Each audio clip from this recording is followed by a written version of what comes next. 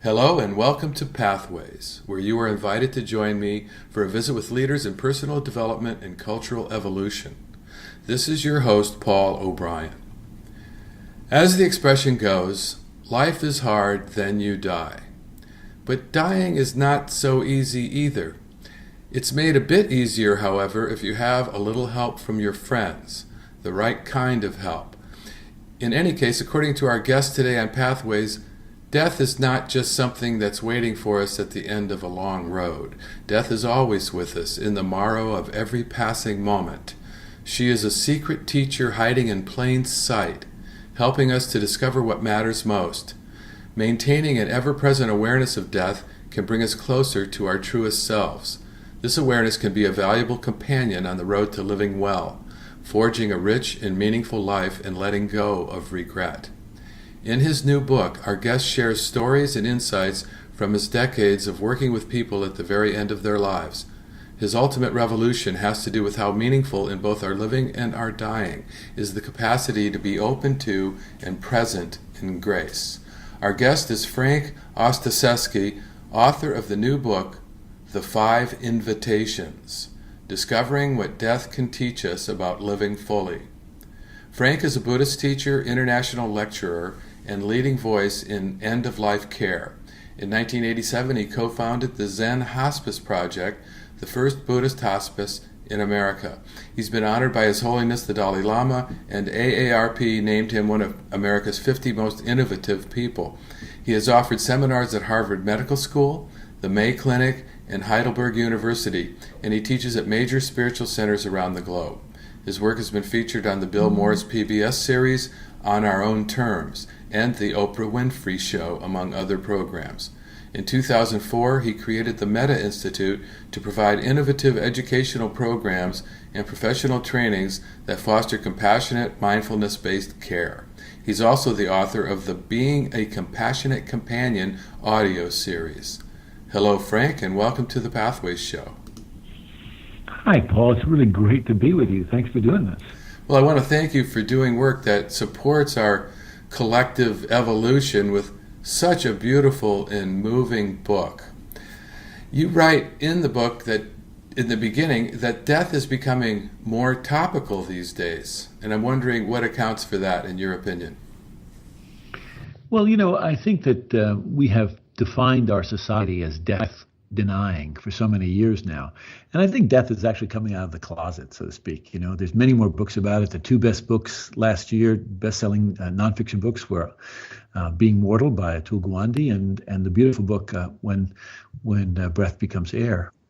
So I think people are hungry to talk about this. That's my experience. They're hungry to have this conversation. They just want to have it with someone who's not so afraid to talk about it. And that's partly why I wrote the book. There's a lot of talk out there about how to take care of the dying or what to do with our healthcare systems around dying, but rarely do we speak about the wisdom that death has to offer us about living a meaningful, loving, wise life. That's why I wrote the book. Oh, it's beautiful. One of your teachers was the famous Elisabeth KublerRoss, who actually was on the Pathways show over 25 years ago. But her influence on you is an ironic tale, considering that it was more about birth than death. Can you tell us briefly about that? Yes, well, I was about to become a father to my oldest son, and I somehow had this notion that part of my work was to bring his soul into the world. His mother was going to bring his body in, but I sort of felt like that was my work. And so Elisabeth, of course, was very famous for helping people's souls get out of their bodies, so to speak. And so I thought maybe I could learn something from her. So I went to study with her. In those days, the workshops were very small, 25, 30 people. And all of the people in those programs were either actively dying or, working with a traumatic or very difficult loss. And so I went there and people introduced themselves.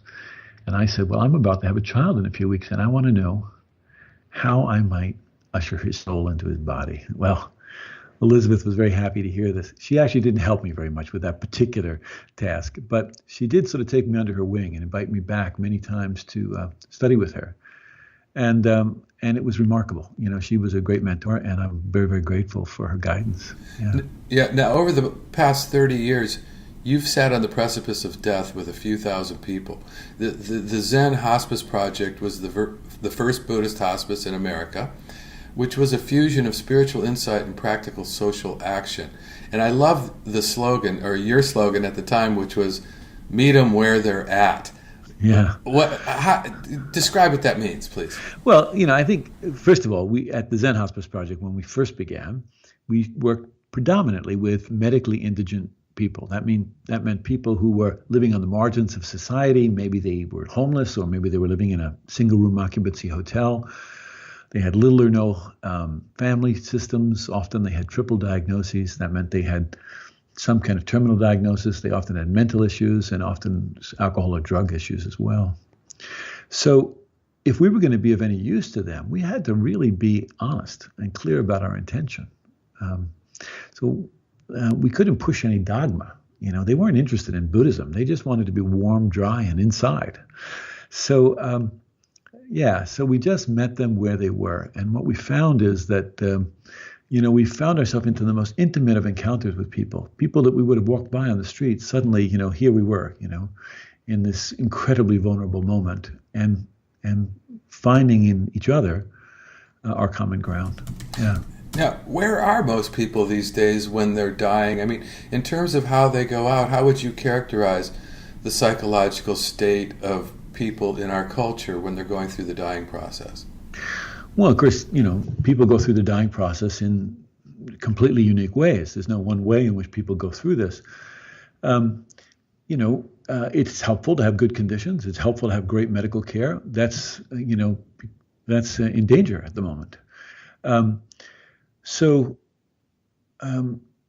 think that one of the things that happens for people as they come to the end of their life, in addition to dealing with the medical issues that are part of that, is that life gets increasingly simpler. People come down to looking at what matters most, and oftentimes that is their relationships, And so the two big questions that people often ask at the end of their life, in one way or another, are, am I loved? And did I love well? That's what really counts, Nobody's ever said to me, I wish I'd bought that second Mercedes, Yeah, so you point out in the book, and I think this is so profound. The whole book is so profound. I just love it. It brought tears to my eyes. I had so many insights, and it's just a beautiful book. In the book, it says that dying happens on two levels simultaneously, the physical and the spiritual. The body is closing down while the consciousness is opening up.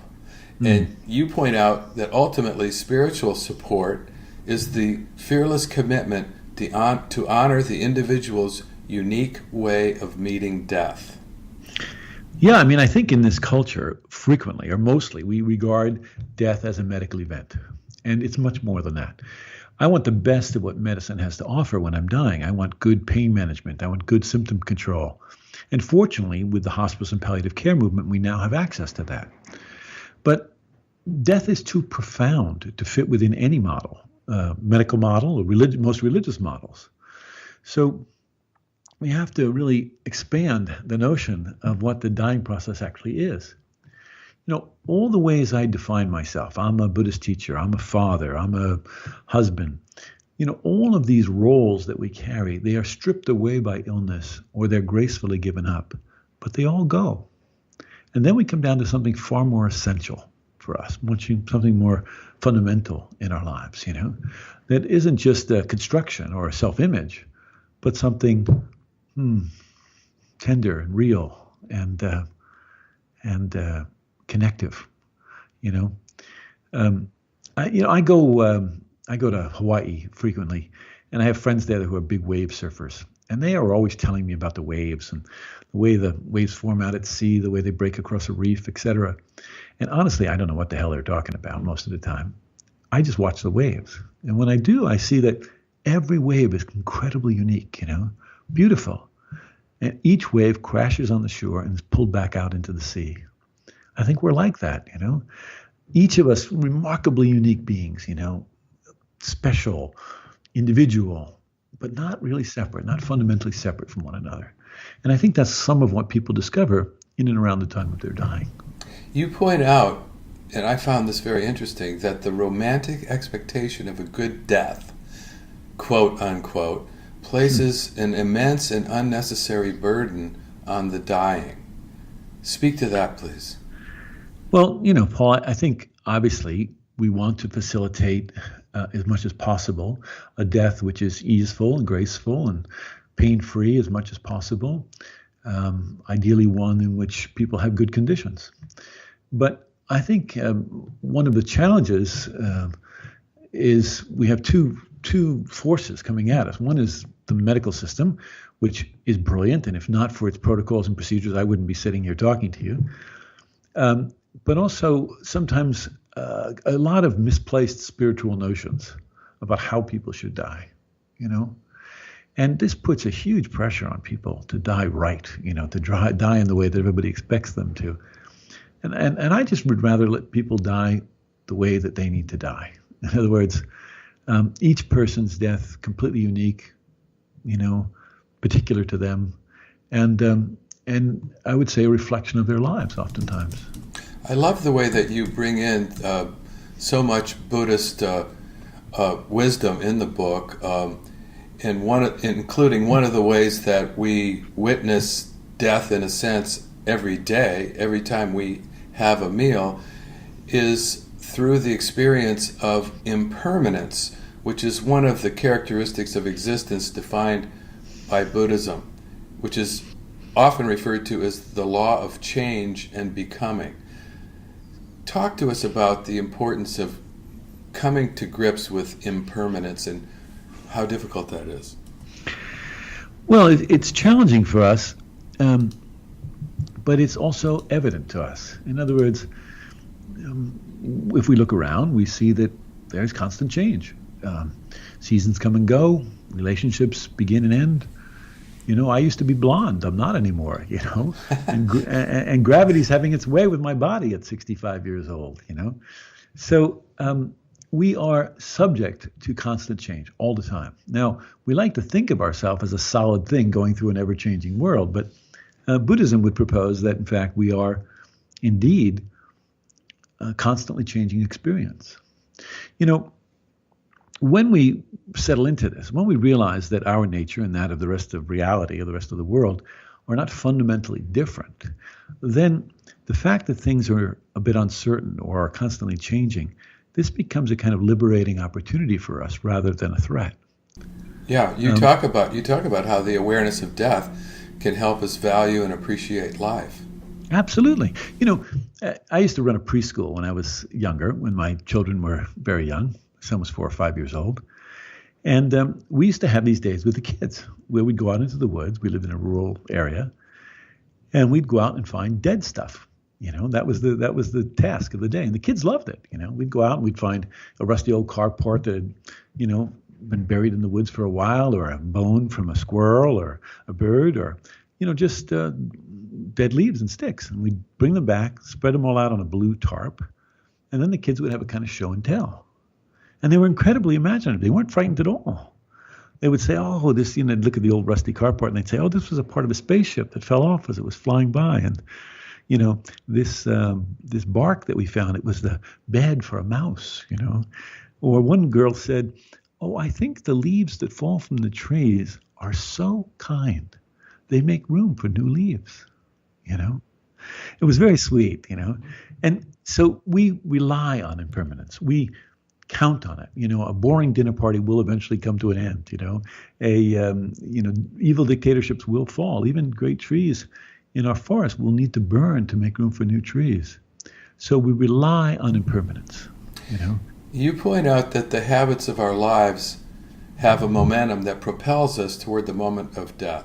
So the obvious question is, what habits do we want to create? Exactly. What do we want to do with this life? It's not just to get up in the morning, go to work, come home, go to sleep, get up and do it all over again. I think that, we want to look and see, are we living this life in a way that's intimate with ourselves and those we love? Is it characterized by learning? Are we developing in the course of our life? Are we cultivating a life of value and purpose? If that's the life we're cultivating, then my sense is that when people are coming to the end of their life, they can live into the deeper experiences of that experience. I think it's great. It's great the way you say, quote, to imagine that at the time of our dying we will have the physical strength, emotional stability, and mental clarity to do the work of a lifetime is a ridiculous gamble. I think it is.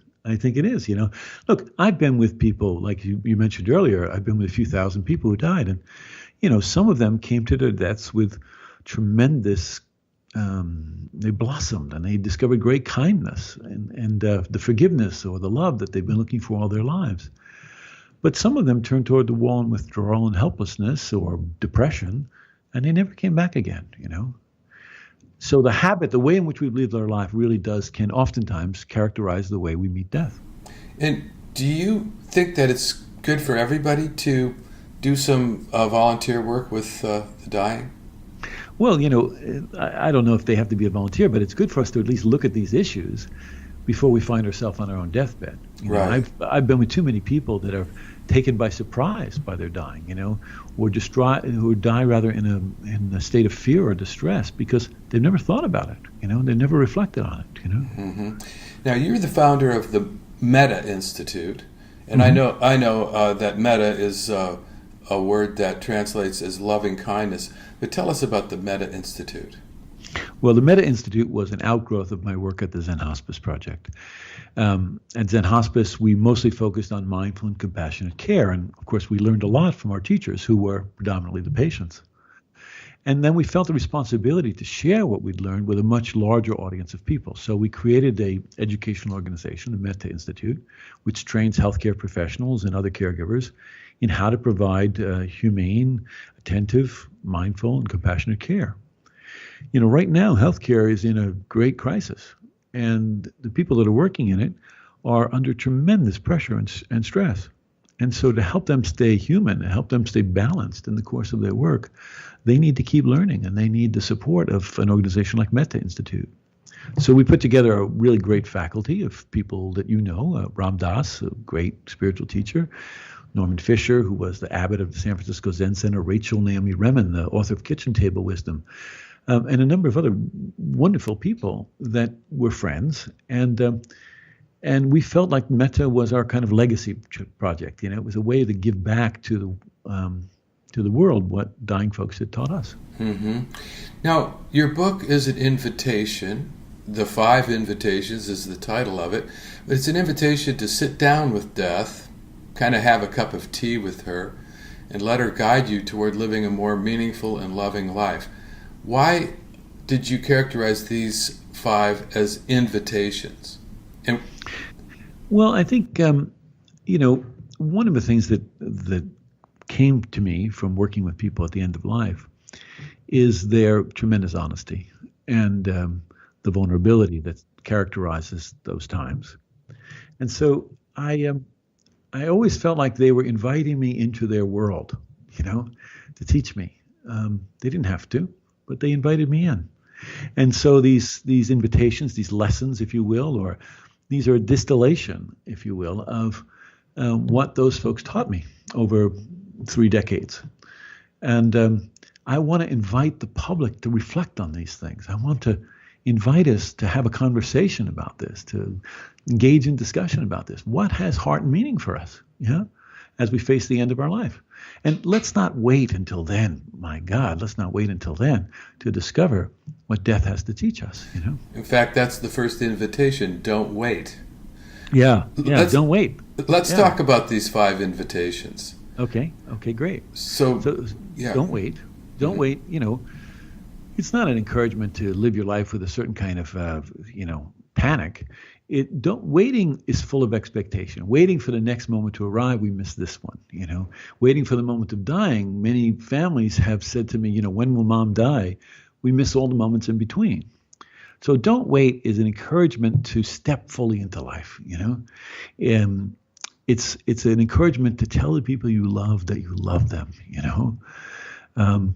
It's a way of recognizing the impermanence that we were speaking about earlier, and how to live in harmony with that, how to be in tune to that. Yeah. Mm-hmm. So that's don't wait. Yeah. And then we have welcome everything, push away nothing. Okay, now that sounds good, right? It'd make a great bumper sticker. How do we do that? Yeah. Welcome everything? Wow. I mean, really, can we do that? I don't know. I mean, for me, I think the word welcome is a great word because it challenges our sense of judgment. To welcome everything doesn't mean that we have to really like it all. It doesn't mean that we agree with it. It just means we have to be willing to meet it. Because if we can't meet it, we can't. Look, the wonderful writer, James Baldwin, the great African-American writer. Right. It's just a beautiful man. There's a great film about him right now, which I want to encourage people to see, called I Am Not Your Negro. And it's just brilliant. Really great piece of work. But he said something which I've always loved, and if I can remember it to paraphrase it, he says, in effect, not everything that can be faced can be changed, but nothing can be changed if it's not faced. Yeah? Really simple. That's welcome everything, push away nothing. Right. Another one is find a place of rest in the middle of things. Well, we always imagine we're going to find rest later, like when we go on vacation or when our list gets checked off, But I don't know about you, but my list never gets checked off. That's right. And so That's if I wait for that, I'm in trouble. And, for people who are caring for a loved one, who are intimately involved in that care 24/7, they don't have the freedom to go and rest. They can't step away. Oftentimes, they can for a little bit, and that's important to do. But so we have to find rest right in the middle of what we're doing, and I think we accomplish that by bringing our attention fully and completely to whatever we're doing. In our we're currently enamored with multitasking, but this is a kind of illusion. All multitasking is giving a little bit of attention to a lot of different things. Yeah. And it's pretty exhausting for the most part. So bring our rest right to where we are. Yeah. There's a story about this that I love. If we got a moment, go ahead. There was the woman I was caring for. Her name was Adeles. She was an 86-year-old Russian Jewish lady, tough as nails, And she was living with us at the hospice. And the night she was dying, they called me, and I came in to be with her. And when I arrived in her room, an attendant, very well-meaning, good woman, was sitting next to her. And Adele was sitting on her bed, breathing with difficulty, even though we'd had oxygen and morphine on board. But she was struggling. There's a labor to dying. So the attendant who was sitting with her turned to her and she said, Adele, you don't have to be frightened. We're right here with you. And Adele, who was this tough cookie, she turned to her and she said, honey, if this was happening to you, you'd be frightened. Mm-hmm. So pretty tough. I stayed in the corner, Right. And then the next few minutes later, this very kind attendant said to her, you look a little cold. Would you like a shawl or a blanket? And Adele shot back, of course I'm cold. I'm almost dead. And I thought, wow, I hope I have half the tenacity of this woman when I'm dying. There's so many great stories like that in the book. Well, what happened with her, and to complete it, is that, when I looked at her, I thought, I learned two things. One is that she didn't want any nonsense. She didn't want to talk about tunnels of light or such things. She wanted real, authentic communication, and she wanted real relationship. And the second was that there was struggle. Like I say, there's a labor to dying. And the struggle in her case was with the breath. So I sat next to her, I pulled my chair up close, and I said, Adele, would you like to struggle a little bit less? Now remember, this is a old Russian Jewish lady, 86 years old. She doesn't care beans about Buddhism. But she's highly motivated in this moment to be free of suffering. So I said, I'll do it with you. And so together we would breathe. As she would breathe in, I would breathe in. As she would breathe out, I would breathe out. I didn't guide her. I just accompanied her. And then I noticed that the fear that had been in her face sort of drained away, actually. And she relaxed. And her face became soft. And she decided to lay back on her pillow, stayed there for a few more minutes, and then died very peacefully. I think that Adele found the place of rest in the middle of things. You see, the conditions had not changed. She was still dying. Breathing was still difficult. All those things were so. But she found a way of resting right in the middle of it all.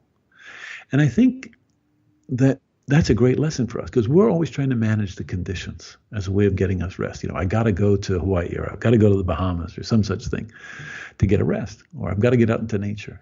We can find rest right in the middle of what we're doing. Yeah. Right? Isn't that the definition of the central practice of Buddhism, which is meditation? Do you feel like in your work that sounded like a meditation experience to me. I'm wondering whether you cultivate that or help people meditate on their way out. I don't know that we didn't ever want to impose Buddhism or meditation on anyone. So unless they asked us for it, we didn't necessarily introduce it in some way. So we found lots of other ways to work with people. Mm-hmm. But what was really important was that the people who were the caregivers had a meditation practice. Right. That they could maintain a certain kind of calmness and stability in the face of constant change, in the face of sometimes a lot of traumatic activity. Right. When you move a patient or a person who's sick from, let's say, the bed to a chair, in a way what you do is you lend them your strength of your body. You lend them your arms and legs, right? Well, we can also lend people the stability of our minds. And we can open our hearts in such a way that it might encourage them to do the same thing. And then we become a true refuge to them. Then we become a true compassionate companion with them. That's what our work was at the Zen Hospice Project, and that's what we teach at the Metta Institute. It's beautiful. I love, we've got to wrap this up, but in Buddhism, as you point out, the reflection on death is an essential spiritual practice. It's actually a practice. And you also say the contemplation of life, death, and the inherent mystery in each moment is just too important to be left to our final hours. Do you have any final thoughts or advice for our audience? Well, I have the conversation. Start talking about it. Not just with family members to prepare them for their dying, but just talk about it. Just sort of see what's your relationship to constant change, Let's start incorporating it in our lives. Let's see let the precariousness of this life show us its preciousness. And then we want to jump into our life with both feet. We don't want to waste a minute. Thank you, Frank. There's just so much more we could explore. I need a longer show because we have run out of time. But I want to be sure to tell our listeners about the website. What is the best website for the book? Best way to get a hold of me and to find out about the book is 5invitations.com. www.5invitations.com. And when they go there, they can learn about the site, and they can also find lots of other materials, things that help them to have these kind of conversations, as well as a book discussion guide. Beautiful. Well, for those who tuned in late, this is your Pathways host, Paul O'Brien, author of Great Decisions, Perfect Timing, a book that shares the theme of Pathways, which is personal and cultural evolution. In a second, I'll tell you how you can rewind and replay this interview anytime you like via the internet or as a free podcast. Just search for Pathways or Paul O'Brien and you will find it. Today we have been visiting with Frank Ostaseski, author of The 5 Invitations, Discovering What Death Can Teach Us About Living Fully. I want to say thank you to all of our listeners for tuning into the Pathways program, which is broadcast and streamed worldwide via KBOO.FM on Sunday mornings at 8:30 a.m. USA Pacific Time. Podcasts of today's show, which you can listen to and forward to others, are available for free at divination.com. That's spelled D-I-V-I nation.com, as well as via iTunes and other podcast servers. This is Paul O'Brien reminding you to tell your friends about Pathways and radio and podcasts. And thanks again to Frank Ostaseski.